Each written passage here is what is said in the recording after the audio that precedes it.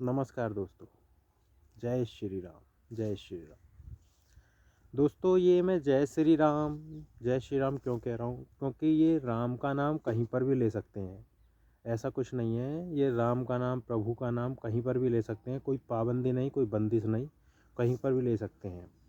और कहीं पर आपको कहीं भी जाना पड़े, या कोई भी धर्म का, कोई भी कैसा भी कोई वो हो, तो हाँ, राम नाम, नमस्कार, नमस्ते, हाथ जोड़ के निकल जाना चाहिए। तो मुझे एक वाक्य याद आ गया है। वाक्य ये है, तुलसीदास जी की एक चौपाई है।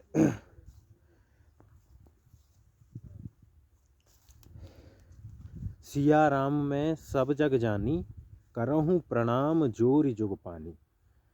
इसका मतलब ये है कि सिया राम हर चीज़ में, हर कण में व्याप्त हैं, और जब आप जाओ तो हर किसी से नमस्कार करके, राम राम करके, हाथ जोड़ कर आगे बढ़ सकते हो। तो ऐसा तुलसीदास जी ने ये चौपाई बनाई थी कि सिया राम मैं सब जग जानी, करहूँ प्रणाम जोरि जुग पानी। तो ऐसा कह करके ये चौपाई लिख करके, जहाँ वो चौपाई लिख रहे थे, तो चौपाई लिख करके वो अपने घर की तरफ चल दिए।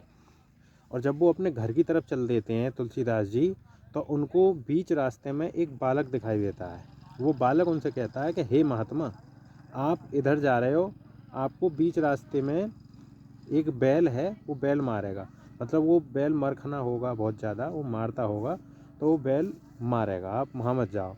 तो तुलसीदास जी ने कहा, ये बालक है, क्या कह रहा है, उनकी बातों पर ध्यान नहीं दिया, कोई मतलब विचार विमर्श नहीं किया, और वो आगे निकल लिए। तुलसीदास जी भी कोई हम जैसे तो थे नहीं, वो बहुत बड़े महापुरुष थे। तो वो निकल लिए तुलसीदास जी। अब आगे जाके जब वो पहुँचे, तो उनको आगे जाकर बैल दिखाई दिया। वो मरखना बैल था, तो उसने तुलसीदास जी को टक्कर मार दी। तुलसीदास जी गिर पड़े, और जब वो तुलसीदास जी गिरे तो उनको बहुत गुस्सा आया, और वो गुस्से में, जहाँ उन्होंने ये चौपाई लिखी थी, सिया राम मैं सब जग जानी, करहूँ प्रणाम जोरि जुग पानी, वो वहाँ से उसी स्थान पर चले गए जहाँ वो लिख रहे थे चौपाई, और उस चौपाई को फाड़ने लगे। तभी हनुमान जी महाराज प्रकट होते हैं। जब हनुमान जी महाराज प्रकट होते हैं, तो हनुमान जी महाराज कहते हैं कि हे महात्मा, आप इस चौपाई को क्यों फाड़ रहे हैं? कि ये चौपाई गलत लिख गई है। अच्छा, कि ये चौपाई गलत नहीं लिखी है, ये चौपाई गलत नहीं लिखी है। आप जो भगवान, जहाँ आप भगवान ढूंढ रहे हैं, आप भगवान बैल में तो ढूंढ रहे हैं।